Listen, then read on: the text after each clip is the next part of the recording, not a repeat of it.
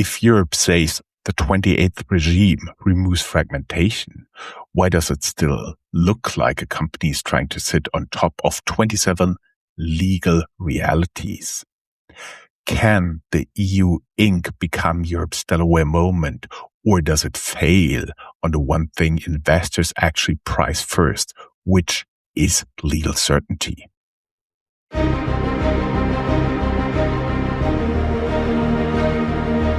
Welcome to Startuprad.io, your podcast and YouTube blog covering the German startup scene with news, interviews, and live events.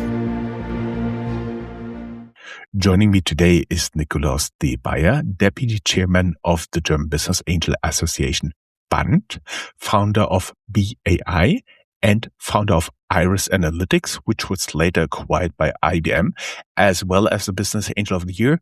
Nikolaus, I believe it was 2022, right? No, 2020. 2020, okay. And you can, of course, look at the previous interview.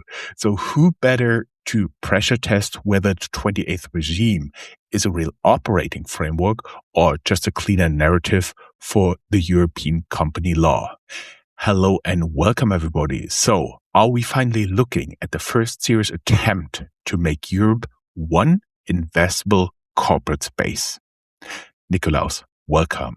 So should we start with the simplest version of the problem? What is actually broken today for a founder who wants to build across Europe?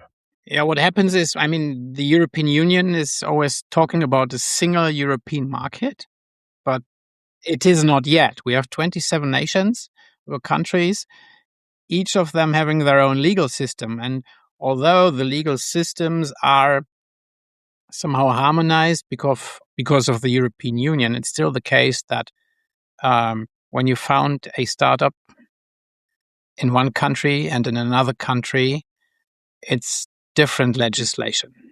It is. Never forget employment law, taxation, always a bummer. Yeah.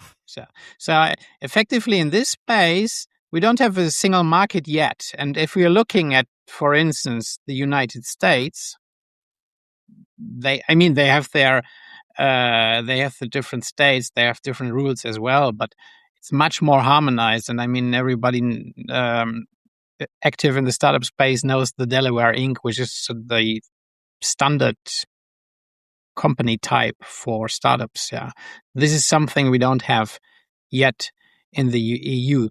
And for me, an investor, this means every time I want to invest internationally, I need to learn a new legal system and how it works.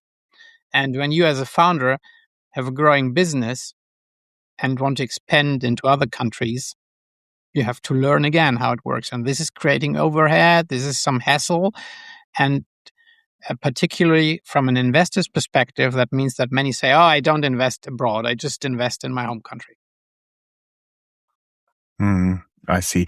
Is this the single biggest operating problem the 28th regime is trying to solve? We may add, we do have 90% European audience, but we may add that we have 27 states in the European Union. So sitting on top is the 28th regime. That's where the name comes from.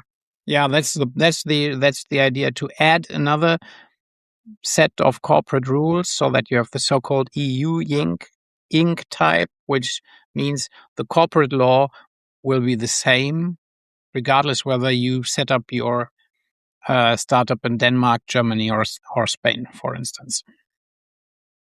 And that is, from my perspective, very interesting and sounds like a huge opportunity, because it makes things much more easier. And also, what is being promised by the 28th regime is to have it as a general principle. It's digital only, and it's once only.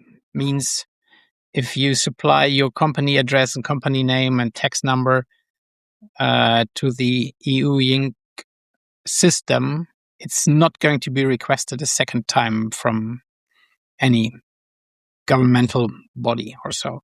And you don't have to use paper for any corporate affairs because it's digital only, which as per today is not the case. I vividly remember somebody I talked to a few years ago. They had a requirement for an official stamp, an official seal on some paperwork, and they really got Stanford University scrambling to find that again. I remember stories like that. I was wondering, is fragmentation, what we've been talking about, 27 different states, 27 different but increasingly harmonized legal system, is this the root cause, or is fragmentation just Brussels language for deeper failure in capital formation? I wouldn't say it's root cause. What we're looking at with the EU Inc. is to advance. Let's say, startups being founded everywhere and are run everywhere in Europe.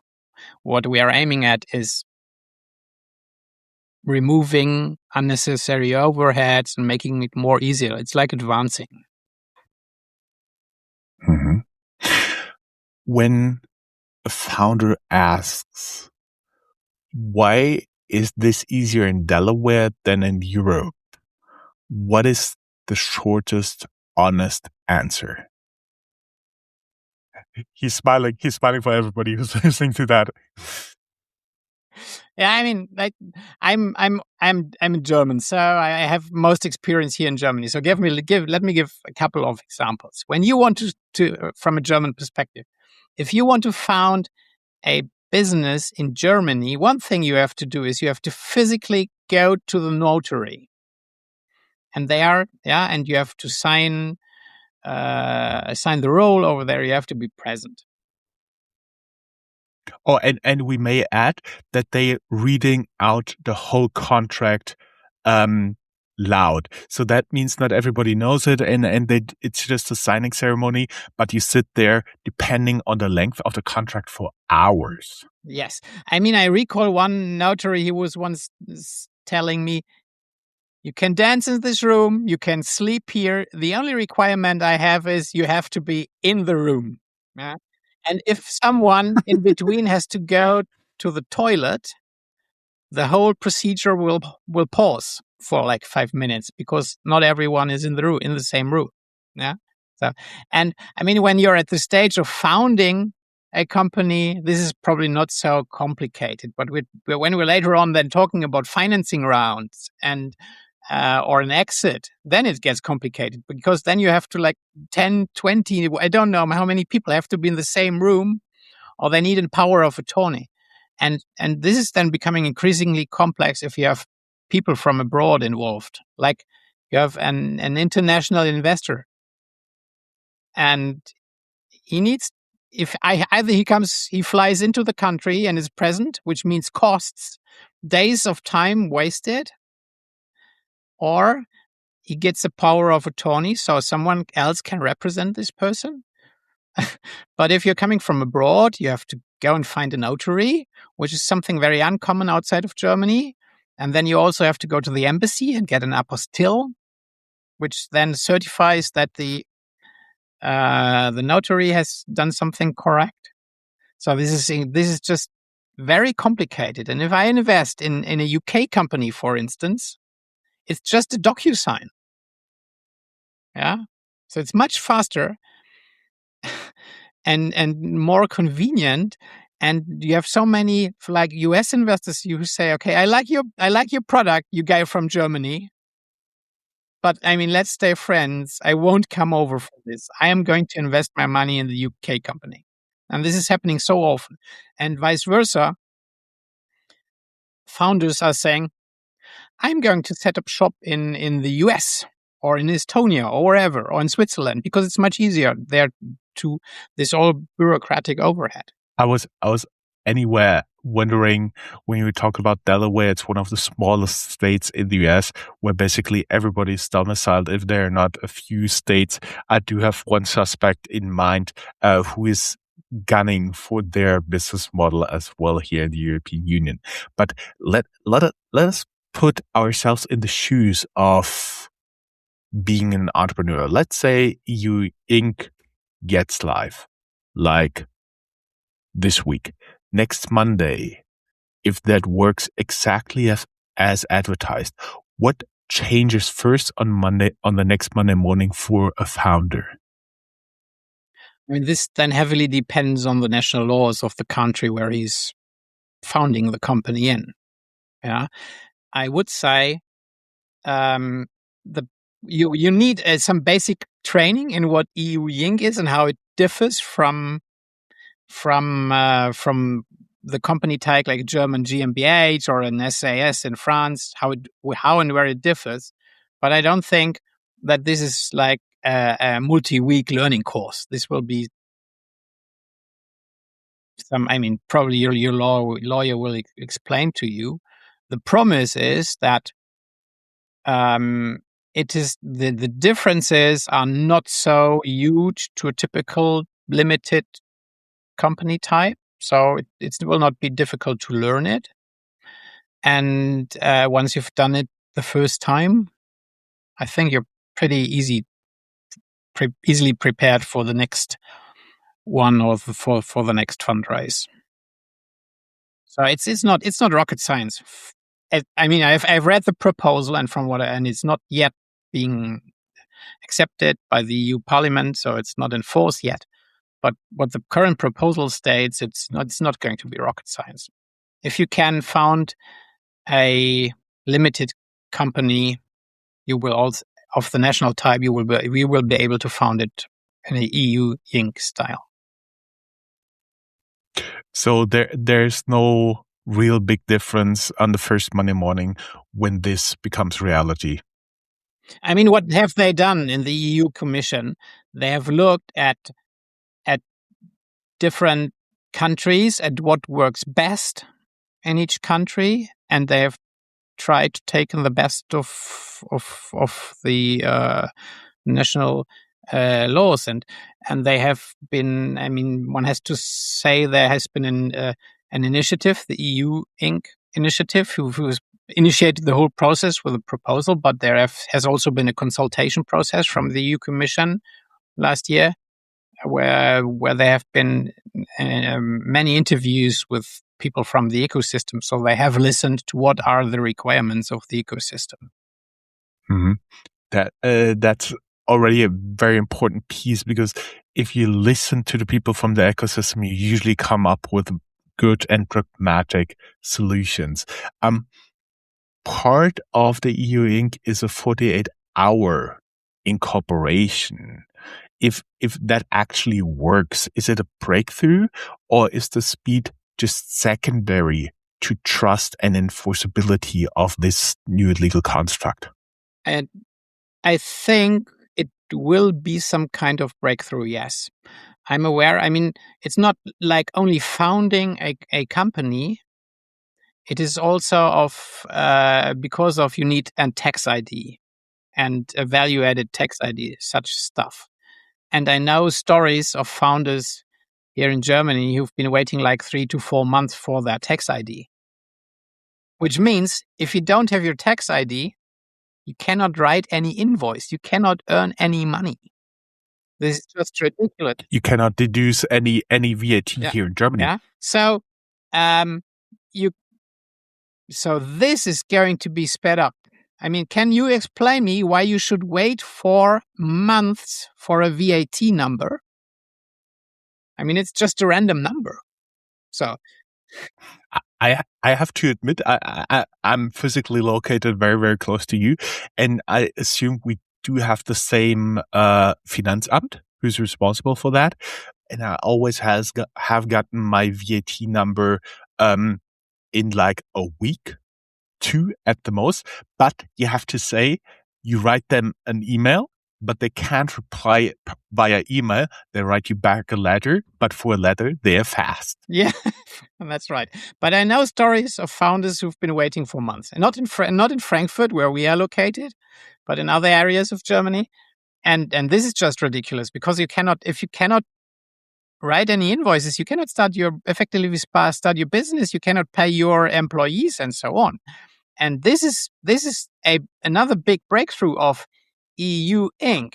Because they say, or the law says, no, it's not a law. The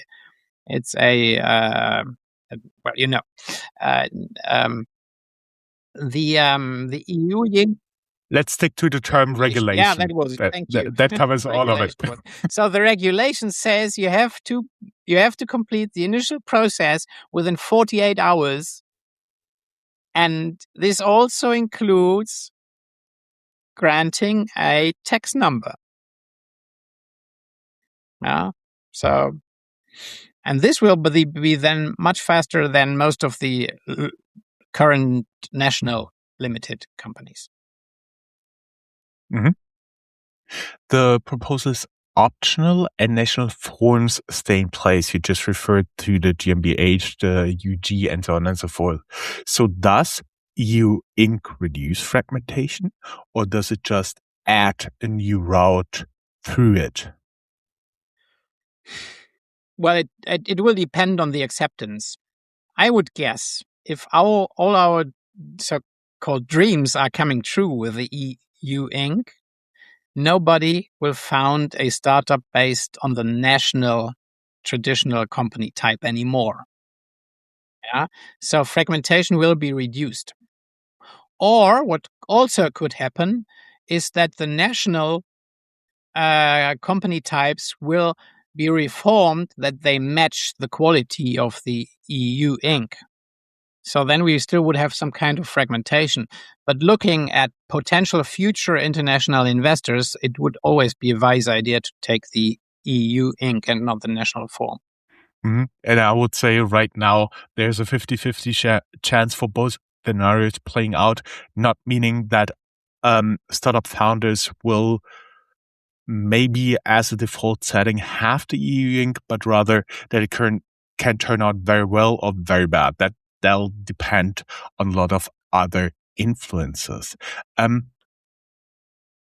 You're just referring to the legal forms here, for example, the GmbH in Germany. I was wondering what has to be true for a founder to choose this over the term, for example, GmbH, because right now, a lot of investors in Germany know the GmbH. That's the default model for setting up a startup. What needs to happen in order to make this really EU Inc. the default option? Does it have to be that there are also, what we already interviewed, standard investment terms? So basically you have a standard legal entity, you have standard investment terms, and it makes the process more smoothly, meaning only the investment part here, not the looking for investors, pitching investors, and all that stuff. That stays the same. So, I mean, from a legal perspective, what needs to happen? It is now in proposal status from the EU Commission. So they have now asked the national parliaments for their feedback, and then the member states have to agree on it, and the EU Parliament. So there's still some legal work to do. This process will take for the rest of the year, I would suspect. And of course, it still can happen that the proposal will be changed, modified because of the feedback. And once this then comes into force, we can start founding EU Incs. And for that, I think it will be very wise to have some kind of standard agreements to be prepared. This is something which, for instance, my organization Band will do. We have been doing this for years. For Germany, where we have been providing standard drafts of the usual contracts together with the German Startup Association. So I mean, we have this standard shareholders agreement. We have a standard convertible loan agreement, and so on. So it is very likely that we will also provide a standard agreement for EU Incs. and so on. And once these have been developed, I mean, yeah, let's go. If there's a really smooth process of doing that with very easy terms, like almost standard. I know lawyers hate standard and they always have to be adopted. And I do believe in some in most circumstances that is true. But if there's a standard, if there are successful examples, that might take the cake. Entschuldigung, kannst du die Frage nochmal wiederholen? Can you repeat the question? What has to be true for a founder to choose EU Inc. over German GmbH in the first place? What has to be true? I mean, we need to fully follow this digital only route. Yeah, if this is really happening, and by the way, the proposal reminds us multiple times. It's not like a general principle in the proposal. It's digital only. It says this in many clauses, and just to make sure, it must be digital only. There must not be any paper involved. So repeatedly, yeah. If this becomes true, then this is a huge leap forward, because then we just sit down at our computers. And I mean, we can still meet in person, but then we can do all the contractual stuff remotely. And by the way, this is something which works in other countries already, like the UK. I've been saying. So if anyone is skeptical if this is a good idea to move to digital only, just look into other countries. It's working. It's no issue. And it's more efficient and it's much less expensive. And I would also like to have the notary appointment in such a digital form. If there's a tool, that would be just great. Nikolaus, where does the proposal solve a real founder problem? Where does it still read more like institutional elegance than real operator reality? I'd like to put forward two examples. First thing is the EU Inc. is looking at a standardized employee share option program, which will be the case which will be in effect across the whole European Union. This is something we don't have yet. Yeah, when you've got employees working in another EU country, things are getting, I wouldn't say difficult, but different. So you have the single your employee share option plan, which is very important for startups. And again, it's digital only. That is a game changer. And thirdly, I've mentioned that earlier in this session, when you're talking to investors, they will know this kind of company type. So you won't have to explain to them how it works. And for them, it will be much easier to invest abroad. So particularly looking at US early stage investors, they will only have to learn EU Inc. once and not British Limited, French SAS, German GmbH, and so on. Mm-hmm. So you already talked about early stage investors. Everybody knows the European Union needs to change a lot, but also in their capital allocation. And until then, they need a lot of investment capital from abroad. So what is the first thing a sophisticated investor will test before they decide that EU Inc. company is genuinely fundable? You mean in general, as a company type? Yeah. And by the way, when you've been talking about the EU Inc., I thought, there's a lot of market potential in Asia and North America right now for lawyers to learn about the EU Inc. and how to invest in them. But that's a different topic. Yeah, I'm pretty sure. I mean, I have read the proposal, but this does not mean I'm ready to found a EU Inc. yet. Yeah, probably what I will do is when this happens the first time, I will talk to my lawyer and get some input from him and say, what are the standard drafts and how does it look like? And obviously things are changing. Yeah. For instance, when you're coming from a German GmbH the list of shareholders is placed publicly in the company registry. So we in Germany are used to that. We know for every GmbH, it's publicly known. The company register is the source of truth who owns the business. This is going to change because in the future, the company register, so who's a shareholder and how much does he own, is being maintained by the company itself or a trusted service provider. Yeah, this is how it works in, for instance, in the US or also in the UK. So it's not a completely new concept, but it will change. Yeah. So German investors or founders who have been working with GmbH before will need to understand how this is different now. Yeah. So we will all have to learn that. But again, I don't think this is a really complicated thing. This is established best practice in other countries. So no worries.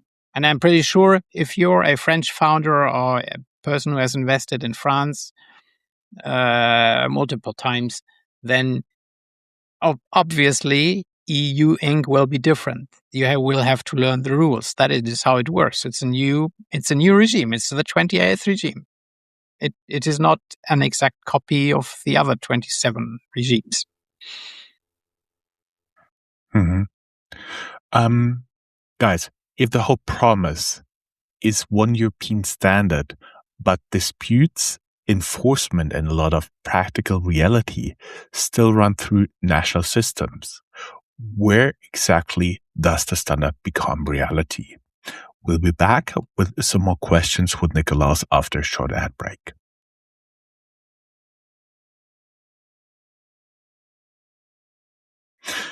Nikolaus, welcome back. Delaware works because people trust in the predictability of outcomes. So what is the European equivalent of that predictability here? I don't understand the question.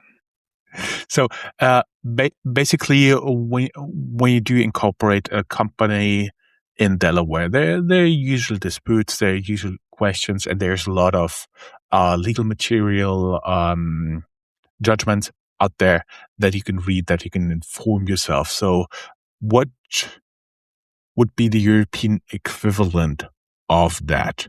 How can you build that trust? Where's the way to do that? So the competent courts will be the national courts. So as everything which is new, there will be cases brought to the courts and they will rule. So we will have decisions on the EU Inc. in Spain, in Germany, in Italy, and so on, which will perhaps will be contradictory. This could be an issue. However, I think we have the principle of subsidiarity, both in the EU and in the, for instance, in Germany. So it happens all the time that a court from Berlin is a little bit in conflict to a court or decides differently than to a court in Frankfurt. And then it's being escalated to the next level. And I guess this will be the case in the in the early times of the EU Inc. that several court decisions need to be made the first time, and then we will see how it evolves. Does that make sense? That's basically how you build that legal trust. But we'll still have some fragmentation in the start and for certain aspects. But I do believe that's not different from the US, where there's also a little difference depending on where you actually operate. I was wondering, at what point would you tell a founder, don't use EU Inc. yet? The legal certainty isn't still here. Would you encourage entrepreneurs? You advice you want to invest in, would you advise them to start with an EU Inc. exactly at the first day it's possible? I mean, depends on your risk appetite, probably. um, from that, what I know as of now, of course, I suspect the proposal will not come to effect as it is being formulated now. So there will still be changes. But what I would not recommend to change, if you've got an existing startup, to change, let's say, from a GmbH into a EU Inc. on the first day, this probably doesn't make sense. In this case, I would say, okay, let's do this next year and to see how things work out. And maybe let some other people who are more eager to try it out found the first EU Inc. Like if you're very much in a hurry, then maybe stick to the old form and convert later. But generally, it doesn't look like you have to wait for years or so before you found your EU Inc. Mm-hmm. We also may add that for larger companies, there's already an SE, a Société Europa, that larger companies do adapt, but they're very much bigger, very much late stage. So the proposal allows €0 or €1 minimum capital, digital share transfers, and instruments like SAFE. So is this finally Europe becoming venture compatible, or am I just simply reading too much into it? I mean, I would say it's a push towards reality. Yeah. Why? Because I mean, the nominal capital we have, like when you found a GmbH, you have to pay in €25,000, and you've got 25,000 shares of €1 each. But it does not make any difference whether it's €1 or 25,000 euros or 50,000 euros for typical startups. I mean, they are raising much more capital, and like 25,000 euros you burn in less than a month. So the concept of that this is the capital amount you're responsible for is not realistic. So if your business goes bust and has a nominal share capital of 0, 1, or 25,000 euros, doesn't make a huge difference. So this is a reality check. The second thing you've mentioned, the SAFE, is also a very good aspect of the EU Inc. because again, it will reduce fragmentation across the European Union. I remember a couple of months ago I talked to someone who had tried to establish a standard SAFE template for all the European Union countries, and it said, is it just not possible because of the different legal systems? We actually have the interview with a EU-funded project that is developing exactly that. You can go back to January. I do believe we published it there. We link it down here in the show notes. I was wondering, what is the actual category mistake Europe has made for years? Is it to underestimate the legal friction, overestimate subsidiary logic, or misunderstanding what investors need to build trust? I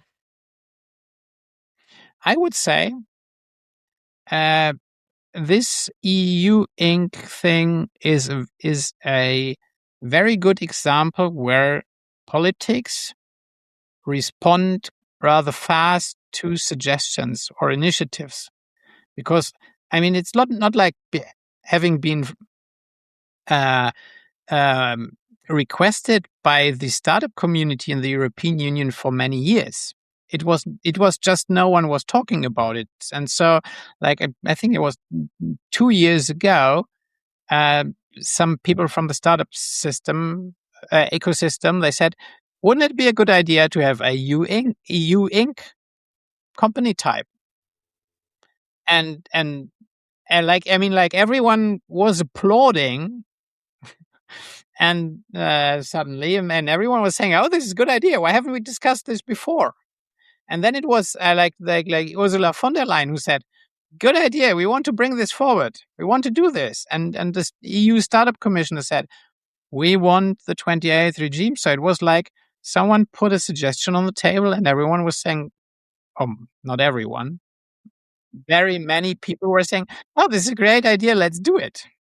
I think this is a very nice example where politics react rather quickly. Yeah, I mean, keeping fingers crossed, it's still not in force. Yeah, so there may be obstacles coming up, but at least the EU Commission has adopted this at a very fast speed, from my perspective. If you're talking about politics in general, how they push, how fast they push initiatives. Mm-hmm. Talking about this politics reacting rather fast. Germany, on the other side, has spent years defending notarial and procedural complexity around their company law. So why do you believe the European route can succeed where we here in Germany struggled with domestic reforms? I mean, honestly, here in Germany, we have some people, and to be frank, we have the notaries, which are or will be losing revenue because they don't have the notary appointments because of capital raises anymore in the future. So, of course, it is understandable. They will say, let's stick to the notary system because it makes things much more secure and we can prevent fraud and so on. Yeah, and it is a good thing to read out aloud for several hours the text, because we are finding errors and we are helping the young founders who don't have that much experience. This is the line of argumentation. But on the other hand, again, what we in Germany are doing here is not happening anymore in most countries, and we have proof that it's working, and which makes things even more ridiculous. Even in Germany, we have company types like the Aktiengesellschaft. What is Aktiengesellschaft in English? PLC. Yeah, and some others where you can transfer shares without having to go to the notary. Yeah, and we have to convince in the remaining process the politicians who are involved, and especially those who are in the system in Germany, that it will work because it works in other areas and with other company types. But still, it is something we have to do. We totally have to do. I'm personally running, unfortunately, a little bit out of time. So let's close this with one last question, Nikolaus.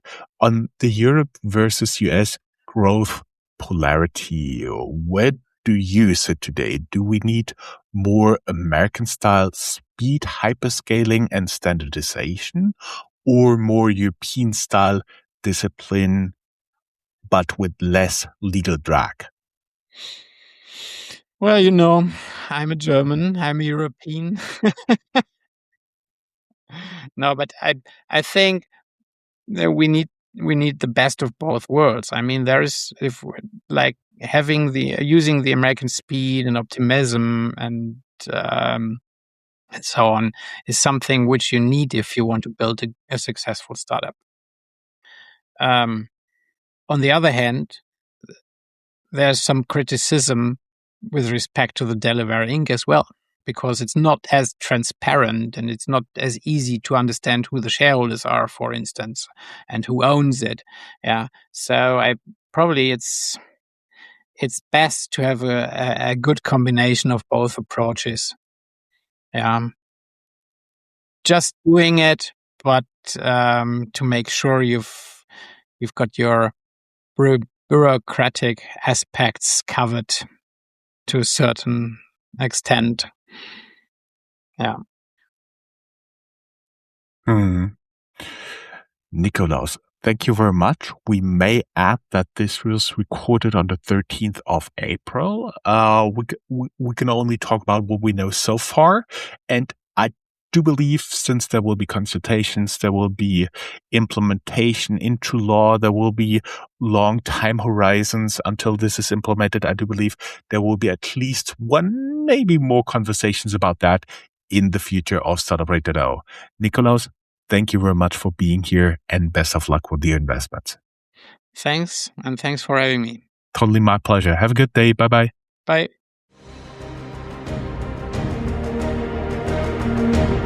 That's all, folks. Find more news, streams, events, and interviews at www.startuprad.io. Remember, sharing is caring.